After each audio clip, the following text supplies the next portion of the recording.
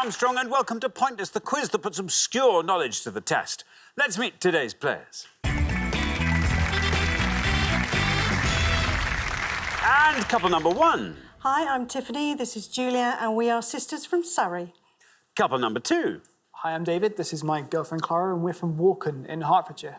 Couple number three. Hi, my name's Amelia, this is my friend Ellen. We met at university and we both now live in London.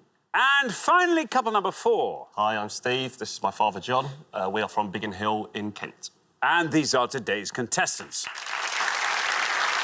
Thank you very much, all of you. Warm welcome to Pointless. Lovely to have you with us. That just leaves one more person for me to introduce. A horse. A horse. My sovereign state, which is a member of the UN in its own right. For a horse is my Pointless friend. It's Richard. Hi, everybody. Hello. Afternoon. Good afternoon to you. Good afternoon. One returning pair from the last show, Clara and David. Welcome back. Had a unique combination of jobs, I would say, that we've never had on Pointless before from a pair, which we will get into, I'm sure. And Joe and Marek got through to that final round at a question on cricket. They scored a 6-pointer, a 2-pointer, and then a 1-pointer. It was a very exciting end to the show. Anyone here can also do 6-2-1. Honestly, we love that on this show. It's very, very tense. And the jackpot rolls over, so it's perfect for us. Yeah. It's kind of ideal, actually. Yeah, it's really what we look for. Yeah. Thank you very much indeed, Richard. Which means, Joe and Marek not having won the jackpot, we're adding another £1,000 to that. So today's jackpot starts off at £2,000. There we are. Right, if everyone's ready, let's play Pointless.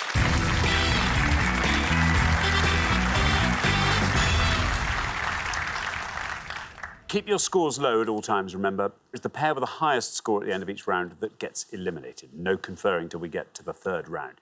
Best of luck to all four pairs. Our first category today is history. Can you all decide in your pairs who's going to go first, who's going to go second? And whoever's going first, please step up to the podium. OK, and the question concerns historical events that happened in May. Richard. Yeah, simply 7 questions on each board to historical events. Hey, they all happened in May. What about that? Yeah, how about that? So I hope you've been revising things that happened in May throughout history. Thank you very much. Let's reveal our first board of 7 clues. All these events happened in May, remember. This 19-year-old woman, nicknamed the Maid of Orléans, was burnt at the stake in France, 30th of May, 1431. This man became the first British Prime Minister to be assassinated, 11th of May, 1812. This event, part organised by Prince Albert, opened in a large glass building in Hyde Park, 1st of May, 1851. This German airship burst into flames over Lakehurst, New Jersey, 6th of May, 1937. This member of the royal family married photographer Anthony Armstrong-Jones at Westminster Abbey, 6th of May, 1960. Communist states signed this defence treaty, unifying their forces under Soviet command, 14th of May, 1955. And this former political prisoner was sworn in as South Africa's president, 10th of May, 1994. I'll read those clues again. This 19-year-old woman, nicknamed the Maid of Orléans, was burned at the stake in France. This man became the first British Prime Minister to be assassinated. This event, part organised by Prince Albert, opened in a large glass building in Hyde Park. This German airship burst into flames over Lakehurst, New Jersey. This member of the royal family married photographer Anthony Armstrong-Jones at Westminster Abbey. Communist states signed this defence treaty, unifying their forces under Soviet command, and this former political prisoner was sworn in as South Africa's president. There we are. Tiffany, welcome. Thank you. Great to have you here. Tiffany, tell us all about yourself. I live in Surrey, I have 2 children, and I'm an artist. What sort of art do you do, Tiffany? Probably best describe it as cubist, but you can still see what it is. So if you were painting someone's cat... Yes. It might have some cubist elements. It could do, unless they don't want it, and then that's fine. I'll just do sort of a coloured pencil thing. So Okay. I can do realism as well, but that's my thing, is the fractured, I call it. Fractured. Fractured. So some cubes with some whiskers and a tail. It's a cat. Yeah. There we are. That's one weird cat. That's it. OK, now, Tiffany, our May events. Yes. OK. There's a few I know on there, thank goodness. And I think I'm going to go for the top one. It might be a little high, but Joan of Arc. Joan of Arc, says Tiffany. Let's see how many of our 100 people said Joan of Arc. Oh. It is Joan of Arc. There we are, down to 61. OK. Not bad. Yes, all sorts of charges against her, one of which was essentially from Deuteronomy, a woman shall not wear something that pertaineth to a man. So cross-dressing, essentially. That was one of the many things that she was burned at the stake for. Thank you very much indeed. Now, Clara, welcome back. Remind us all about yourself, Clara. I am a dog walker from Hertfordshire. And? And I look after horses as well. Aha. What are your interests that aren't horsey or dog related? I love cooking, baking, photography, art, everything creative, really. Very good. OK, now, Clara, what are you going to go for on our board here? So I've actually had a bit of a brain freeze. I'm not sure of any of these, but I'm going to go for Nelson Mandela for the last one. OK, Nelson Mandela for the political prisoner. Let's see how many of our 100 people said Nelson Mandela. It's right, and it goes down to 76. 76 for Nelson Mandela. One of his favourite foods was tripe, believe it or not. There's a cookbook from one of his personal chefs that tells us how much he enjoyed tripe. Cooked well, tripe can be all right. Really? It's the sort of thing they'd have on MasterChef, wouldn't it? It is, And exactly. they'd have tripe But 4 ways. A lot of things that were considered sort of lowly foods. Pig's trotter, for example, that's been revived as well. Has it? Pig's trotter. Is that right? Oh, yeah. Pierre Kaufmann, it's his signature dish. The stuffed pig's trotter. Really? What's he stuff it with? Pig. Pigfoot. Thank you very much indeed. Now, Amelia, welcome. Tell us all about yourself, Amelia. So I'm a human rights consultant. I work with companies on human rights, helping them understand their human rights impacts. Very good. And what are your interests when not at work on good things? I'm an honorary steward at Twickenham, so I volunteer to steward the rugby at Twickenham. Does that mean you stand in sort of In the gangways. in the gangways Yeah. and tell people to wait until there's a suitable interval in play? Oh no, that's cricket. Sorry. I have to clear the gangways, fire safety. Okay, no, very good. Very good, but in a very honourable kind of a way. Absolutely. Amelia, all these events happened in May. What are you going to go for on our board here? Well, I think I know 4 out of the 5 remaining ones. I hope I've got this right. I'm going to go for the Prime Minister that was assassinated as Spencer Perceval. Spencer Perceval, says Amelia. Let's see how many of our 100 people got that. It is Spencer Perceval. 76 our high score, 61 our low. You whiz past both of those. Down you go to 11. Very well done. There's a good score. Yeah, there's a Norfolk MP, Henry Bellingham, who is a descendant or near descendant of the man who shot him, John Bellingham. So there you go. Thank you very much indeed, Richard. OK, John. Yes, Sandra. John, welcome. Thank you. Good to have you here. Tell us all about yourself, John.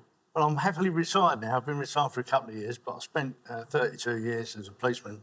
And then when I retired from the police, I worked in a secondary school as the attendance and behaviour expert. Well, that's fun. sorry, I didn't mean the expert. I mean, I was the one who got the kids into school. Very... I made sure they stayed in school. And stayed in school. So it's the same sort of job, really. Same walk around the perimeter. Rounding them up. Rounding them up. And shouting, oi, from time to time. How's your oi sounding? Oi! That's good, that's good. Yeah. Oh, That's good. I'm not going to muck about with John. No, absolutely. Now, Absolutely. John, you're the last person to have this board. Yeah. Do you feel like talking us through it?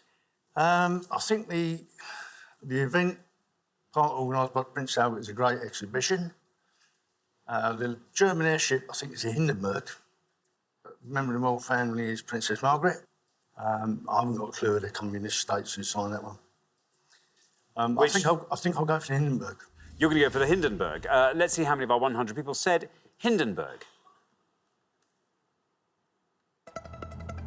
It's right. Well, 76 the high score, 11's our low. You get down to 33. Not bad at all, John.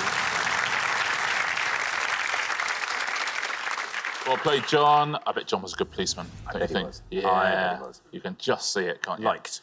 Or terrifying if you were at school. Yes. Yeah, one or the other. Now, you took us through these very nicely. It was the great exhibition. Slightly better score, actually, 22 points for that. Princess Margaret is a big score, 57. Now, everyone avoided this. Everyone will know this answer.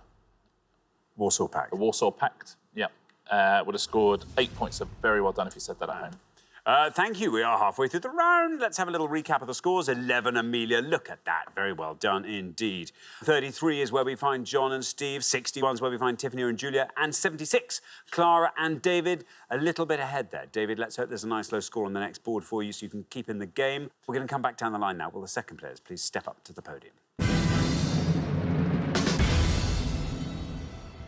OK, well, let's put 7 more clues to events that happened in May up on the board. Here they come.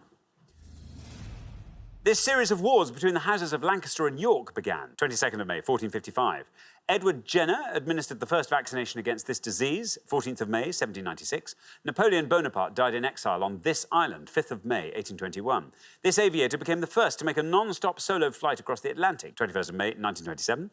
Edmund Hillary and Tenzing Norgay became the first climbers to reach the summit of this mountain, 29th of May, 1953. This 25-year-old medical student became the first man to break the 4-minute mile, 6th of May, 1954. And this woman became Britain's first female Prime Minister, 4th of May, 1979. I'll read those clues again. This series of wars between the houses of Lancaster and York began. Edward Jenner administered the first vaccination against this disease. Napoleon Bonaparte died in exile on this island. This aviator became the first to make a non-stop solo flight across the Atlantic. Edmund Hillary and Tenzing Norgay became the first climbers to reach the summit of this mountain. This 25-year-old medical student became the first man to break the 4-minute mile. And this woman became Britain's first female Prime Minister. There we are. Steve, welcome. Tell us all about yourself, Steve. I work in financial services, giving financial advice to individuals and also some small companies. In my spare time, I'm a keen sports fan these days, rather more than a player. What did you play when you played? Football, cricket. Do you watch everything? I love going to the cricket. In fact, Dad and I go together quite often. And football as well. I'm a season ticket holder at Millwall. OK, now, Steve, you're on 33. 42 at this early stage of the second pass. Yeah. Could get you into the round 2. I think I know a few of them, but the one I'm going to go for is the medical student, which I think is Roger Bannister. Roger Bannister, 4-minute mile. Let's see how many of our 100 people said Roger Bannister. There is your red line. It's right. 51 takes your total up to 84. Yeah, there's now a Roger Bannister medal, or a Sir Roger Bannister medal, for sport and exercise medicine. Thank you very much indeed. Now, Ellen, welcome. Hi. Tell us all about yourself, Ellen. So I'm originally from Coleraine in County Derry, but I now live in London. I normally work as a doctor, but I'm currently on maternity leave, and I've actually got a baby out in the back of the studio today. Oh, that's nice. Very good. What's your baby called? Lara. She's called Lara. Lara. Excellent. I like the idea of it just being out the back of the studio. Out the back. Literally some bins around there. That makes her sound bad, doesn't it? Yeah. Yeah. No, she's not. She's being beautifully looked Very after. well looked after, exactly. yeah, by my in sister-in-law. around the front of the studio. There we are. Now, Ellen, brilliant low score from Amelia in the first Yeah. pass means 72 or less gets you into the next round. Yeah. I know a few of these, but I'm a bit worried they'll be a bit too high. So I'm going to go for the aviator, which I think was Lindbergh. Lindbergh. Yeah. Lindbergh. Lindbergh. Here is your red line. If you can get below that with Lindbergh, let's see how many of our 100 people said it. It's right. And you're through. Down it goes to 11. Exactly the same score as Amelia, taking your total up to 22. Very well done. Very well played. Nice answer for a doctor as well. He's very interested in cardiology. He was one of the first people to design an artificial heart. Wow. Yeah. David, welcome back. Now then, we have a bit of a mountain to climb here, David. Before we do that, remind us all about yourself.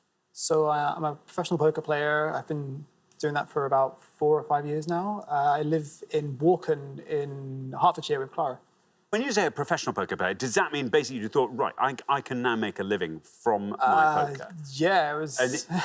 And is that bearing fruit? Does it work like that? Is it a good... It's paid the bills for See, that's the pretty last good. few years, yeah. When did you make the decision to make it your... I mean, it was initially just sort of like a year away from working, and I sort of carried on doing it. Yeah. Because it was, yeah. Well, it seems to work. Well, brilliant. Good for you. David, you're on 76.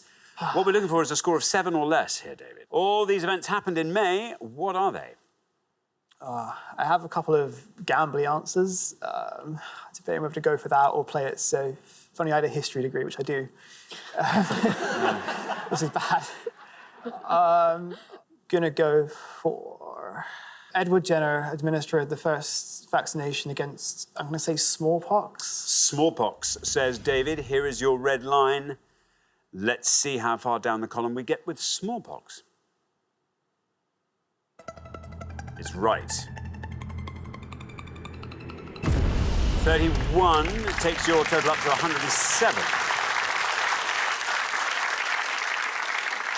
Yeah, a good answer. In 1980, World Health Organization declared smallpox eradicated from the world, thanks to Edward Jenner. Good for him. Actually injected an 8-year-old child with the cowpox. That's how they did it. That's medical ethics, I think, very different in those days. A child was brought. Yeah. He needed someone. The child was brought in. Yeah, from around the back of the studio. Round the back. That's where you find them. That's where you find them. Thank you very much indeed. Julia, welcome. Lovely to have you here, Julia. Tell us all about yourself. I'm a reward consultant, which means that I advise companies on what they should be paying various functions, various jobs, and I design bonus schemes and benefits packages. Wow. Do you find a lot of rewardees trying to sweet talk you? Sometimes, but I'm also finding that people value flexible working arrangements and career development opportunities just as much as the money. That's interesting and somehow reassuring, I Yeah. think, isn't it? Julia, what are your interests? We have 2 teenage daughters, so taxi service a lot of the time. Socialising, concerts, used to play a lot of netball. Lovely. Dancing, yeah. Very nice indeed. Now, there you are. You're on 61. You have to score 45 or less, Julia. Okay. Do you want to talk us through this board? So the top one, Wars of the Roses. Edmund Hillary must be Everest. Margaret Thatcher at the bottom. I think I'll go for Napoleon Bonaparte. I think it was Elba. Elba, says Julia. Here is your red line. Can you get below that red line with Elba? Let's find out.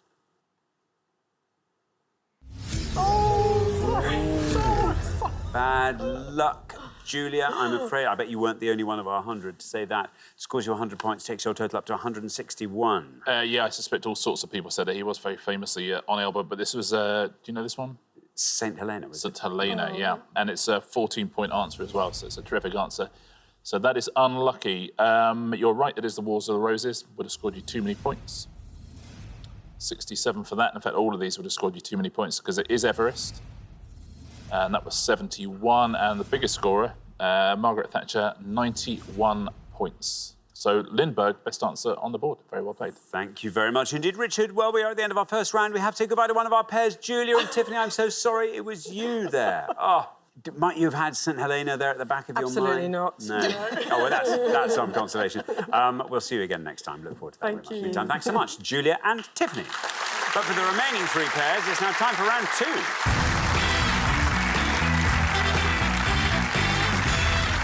Well done, everybody. Here we are in round 2, down to 3 pairs. Amelia and Ellen not only are lowest combined scorers, but each of you joint lowest individual scorers with 11. Very good indeed. But well done, everyone. We're through, which is good. Best of luck. Our category for round 2 today is pop music. Can you all decide in your pairs who's going to go first, who's going to go second? And whoever's going first, please step up to the podium. OK, let's find out what the question is. Here it comes. We gave 100 people 100 seconds to name as many acts who have had 2 or more UK #1 singles since 2010 as they could. Richard. Yeah, we're looking for any act who's been credited with having 2 or more UK #1 singles from the 1st of January 2010, please, up to the 1st of April 2019, according to the official charts company. That's either as the main artist or a named featured artist. Very best of luck. Thank you very much indeed. Clara. I'm going to go with Westlife. Westlife, says Clara. Let's see if that's right. Let's see how many of our 100 people said Westlife. No, bad luck. Bad luck, Clara. Not Westlife. Scores you 100 points. Yeah, sorry, they had lots of #1s, but the last one was 2006, so wrong decade. Thank you very much indeed, Richard. Now then, Ellen. Yeah. What are you going to go for? Jess Glynn. Can I say Jess Glynn? Jess Glynn? Yep. Let's find out. Let's see if that's right. How many of our 100 people said Jess Glynn? It's right.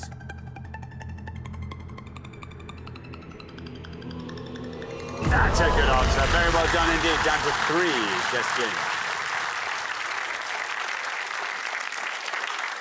Yes, 7 number ones for Jess Glynn in that decade, which is incredible stuff. Some by herself, some as a featured artist with other people, but 7. How about that? How about that? Thank you very much indeed. Now, John, there's acts with 2 or more UK number ones since 2010. Very much your era. Wonderful, yeah, really good, yeah. If in doubt, Arctic Monkeys. Arctic Monkeys, says John. Let's see if that's right. Let's see how many of our 100 people said Arctic Monkeys. No bad luck. In this instance, an incorrect answer scores you 100 points. Yeah, funnily enough, their last number one was in 2006 as well, which is where the similarities between Arctic Monkeys and Westlife end, I think. Thank you very much indeed. We're halfway through the round. Let's have a quick look at those scores. Only 2 scores between the 3 pairs. Ellen and Amelia, look at that, on 3. Very, very strong indeed on that podium in the middle there. John and Steve and Clara and David on 100. So Steve and David, it's going to be between the pair of you to see who stays and who leaves at the end of the round. Best of luck. We're going to come back down the line now. Will the second players please step up to the podium? OK, Steve, remember we're looking for any musical act that's had 2 or more UK number ones since 2010. Bit torn here. I think I'll take a bit of a punt and try Rudimental. Rudimental, says Steve. OK, no red line for you. You're the high scorers at the moment. How many of our 100 people said Rudimental? It's right.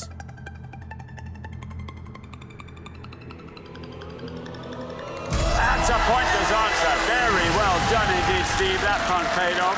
That adds £250 to today's jackpot, takes the total up to £2,250, scores you nothing, leaves your total at 100 and puts quite a lot of pressure on David. Doesn't it just? That's a beautiful answer. Very well played, yeah. Hackney Band had 3 UK number ones up to April the 1st, 2019. Feel the Love was the first one. Thank you very much indeed, Richard. Now then, Amelia. You're on 3. 96 or less gets you into the head-to-head. OK, I'm going to go with Dua Lipa. Dua Lipa, says Amelia. Here is your red line, lovely and high. Get below that, the head-to-head awaits. How many people said Dua Lipa? It's right, you're through. That goes down to 5. Very strong. Takes your total up to 8. Yeah, New Rules and One Kiss, 2 UK number one singles from Dua Lipa. That's her real name as well. It's a great name, isn't it? Good name. Thank you very much indeed. Now then, David, a little bit of pressure here. We need from you a pointless answer for a draw. Well, kind of hate pop music. Let's go for example. OK, example, says David. No red line, you're currently joint high scorers, but let's see how many of our 100 people said example. Let's see if it's right. It is right. That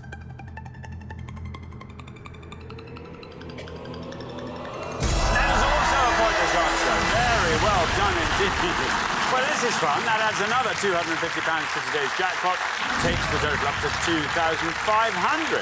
Scores you nothing and means you are now drawing with Steve and John, and we are now entering a lockdown scenario. I mean, the second... Ooh, I just have to do it. Ooh, lockdown.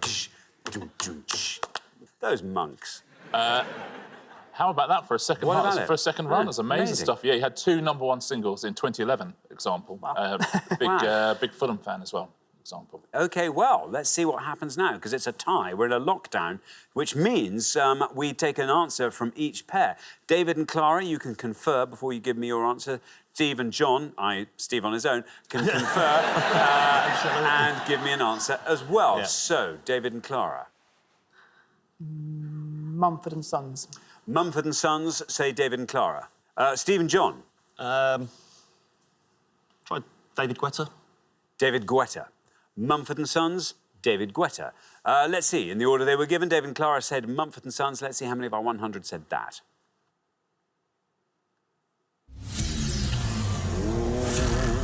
Bad luck, an incorrect answer there. Scoring you 100 points takes your total up to 200, which means, really, Steve and John, we just need a correct answer from you. But let's see. David Guetta, how many of our 100 people said that? Is it right? There's your red line. It is right. That goes down to 2. Very well done indeed. Taking your total up to 102, securing you a place in the head-to-head. Very nicely played. 6 number ones in all for David Guetta, 4 of them in this decade as well, so that's terrific work. Now, there's a whole bunch of pointless answers. Let's take a look at a few of them. Cheryl was a pointless answer. Dizzy Rascal got a pointless answer. Eminem is a pointless answer. 2 number ones in that decade. Flo Rida is a pointless answer. Jason Derulo, JLS. 3 number ones for them in that decade. Meghan Trainor had 2. Pharrell Williams, some of the biggest songs of the 2010s, Pharrell Williams. And Roll Deep as well. You could have had Pitbull, you could have had John Newman, you could have had The Wanted, will.i.am as well. All of those were pointless answers. Wiz Khalifa, a pointless answer as well. Shall we take a look at the top 3 scorers? One Direction would have scored you 18.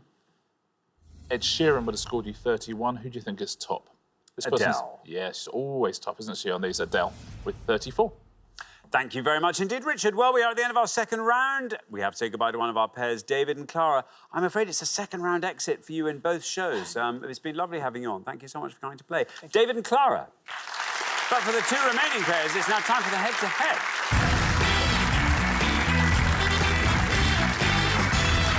Congratulations, Amelia and Ellen, Steve and John. You are now one step closer to the final and a chance to play for our jackpot, which currently stands at £2,500. Well, here we are. It's the head-to-head. You're now allowed to confer. First pair to win 2 questions will be playing for the jackpot. It's an impressive lineup, isn't it? It is. We kind of knew that from the beginning. Anyway, best of luck to both pairs. Let's play the head-to-head.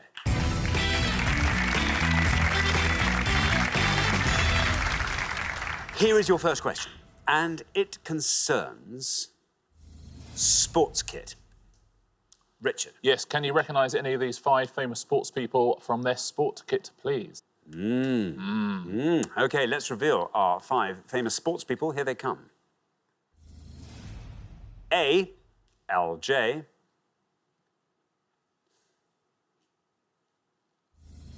B, SW.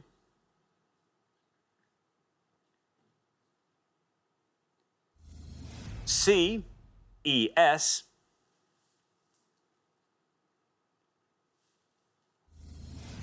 D, TW. And E, MA.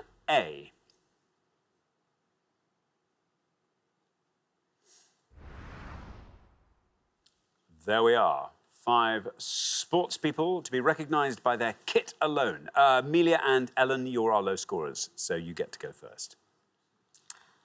I think we're going to go for C and say Ellie Simmons. C, Ellie Simmons. Ellie Simmons. Now, Stephen Johns, over to you. Do you want to talk us through the rest of that board? Yeah, I think we know them all. I think Ellie Simmons will be better than all of them, but I think A is LeBron James, B, Serena Williams, D, Tiger Woods, and E, Muhammad Ali. And I guess out of those 4, that LeBron James will probably be the best. LeBron James. So we have Ellie Simmons and we have LeBron James. Amelia and Ellen went for C and said Ellie Simmons. Let's see how many of our 100 people got that. Ellie Simmons, absolutely right. That takes you down to 9. Great answer there. Steve and John, meanwhile, have gone for LeBron James for A. Let's see how many of our 100 people got that. LeBron James. That's right. It's got to beat 9. Down it goes to 27. Not bad. But well done, Amelia and Ellen. After 1 question, you're up 1-0. Well, we said it would be a good head-to-head, and those are the best 2 answers on the board. Very well played there, everybody. We'll fill in the scores for the others. They're all pretty big. Serena Williams would have scored you 81. Tiger Woods would have scored you 85. And Ali would have scored you 58 points. Thank you very much indeed, Richard. OK, here comes your second question. Steve and John, you have to win this one to stay in the game, so good luck. Our second question is all about film studio logos. Richard. We're going to describe the logos now of 5 film studios or distributors, but what studios are they, please? Thank you very much. OK, let's reveal our 5 descriptions, and here they come. 5 logos here. A mountain peak is ringed by a field of stars. A roaring lion surrounded by a ring of film, inscribed with the Latin motto Ars Gratia Artis. A shield with the initials WB stamped on it. A woman wearing a drape holds a torch in her right hand. And a little boy sits on a crescent moon while fishing. I'm going to read those all again. A mountain peak is ringed by a field of stars. A roaring lion surrounded by a ring of film, inscribed with the Latin motto Ars Gratia Artis. A shield with the initials WB stamped on it. A woman wearing a drape holds a torch in her right hand. And a little boy sits on a crescent moon while fishing. There we are. Steve and John will go first. Obviously, Warner Brothers. I think the bottom might be DreamWorks. I think we should do that, yeah. Okay, we'll try the bottom one. It's a bit of a punt, but try DreamWorks. DreamWorks, say Steve and John. DreamWorks for the bottom one. Now, Amelia and Ellen, do you want to talk us through the others? I think the second one is Metro-Goldwyn-Mayer. I think the third one is Warner Brothers. We think the top one... Is it Universal? Or 20th Century Fox? I think it might be 20th Century Fox. We're not sure about the fourth one. Paramount, is it Paramount? Oh, it could be Paramount. Yeah. Oh, Paramount. I think we should try that. Or do you not want to do MGM? No. No. Let's go. I think Which one do you want to go for? I think let's try Paramount. Okay, Paramount. OK, you're going to go Paramount for the top one. OK, so we have DreamWorks and we have Paramount. Steve and John said DreamWorks for the little boy fishing in the moon. Let's see how many of our 100 people said DreamWorks. It's right. Down that goes to 41. Amelia and Ellen, meanwhile, have gone for Paramount for the mountain peak ringed by a field of stars. Let's see how many of our 100 said Paramount. It's right, 41. Oh, 47 for Paramount. Just what you needed, Steve and John, back in the game. After 2 questions, it's 1-all. It's amazing that, because when you say what the question is, you think, oh, I'm not going to know any of these. And as soon as they're so familiar to us, we've seen them so many times over the years. 2 good answers there. The Roaring Lion, of course, is MGM. You're quite right. That would have scored 55 points. This is the biggest scorer, unsurprisingly, The Shield. Warner Brothers would have scored 92. Now, this is the best answer on the board. Do you know this one?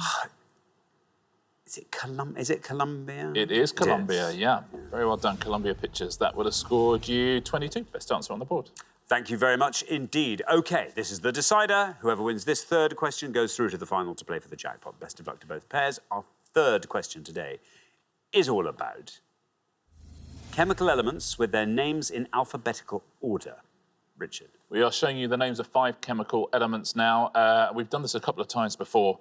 We have arranged all the letters of their names in alphabetical order. So it's sort of an anagram, but with all the letters in alphabetical order. What are these chemical elements? OK, let's reveal our alphabetized anagrams of chemical elements. Here they come, 5 of them. EGNOXY, EEEINNSST, KNOPRTY, ABCLOT, and ADEL. I'll read those all again. EGNOXY, EEEINNSST, KNOPRTY, ABCLOT, and ADEL.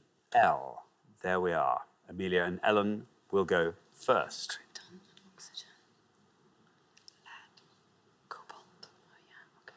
That's quite good. Oh, what about what's the E one? Is that Einstein or something? OK, Amelia and Ellen. We are going to go for cobalt. Cobalt, say Amelia and Ellen. Steve and John, do you want to talk us through the rest of that board? Well, oxygen at the top. Yeah. I think it might be tennessine. Tennessine. Krypton. And lead. Lead at the bottom. Which do you want to go I for? think Krypton will be better than cobalt. Sorry, let's Fancy a punt? Yeah, let's go tennessine. Tennessine. Yeah. Second one, Tennessine. So we have cobalt and we have Tennessine. Now, Amelia and Ellen went for cobalt. Let's see if that's right for abclot. How many of our 100 people spotted that? It's right. Down it goes to 44. Not bad. Steve and John, a bit of discussion there, but you've decided to go for Tennessee for the second one. Let's see if that's right. Let's see if that was the right decision. How many of our 100 people said it? It is Tennessee. And it wins you the point. Very well done by Martin. Look at that, down he goes to 5. Well done, Steve and John. It means that after 3 questions, you are through to the final 2-1.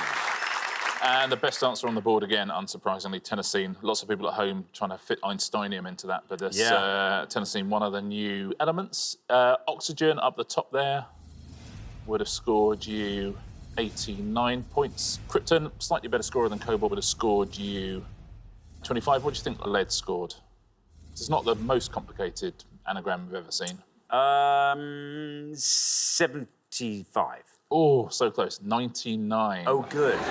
Good. 99 for that.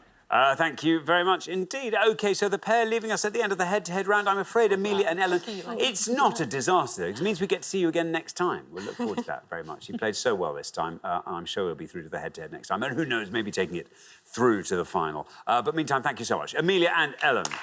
But for Steve and John, it is now time for that pointless final. Congratulations, Steve and John. You've seen off all the competition and you have won our coveted pointless trophy.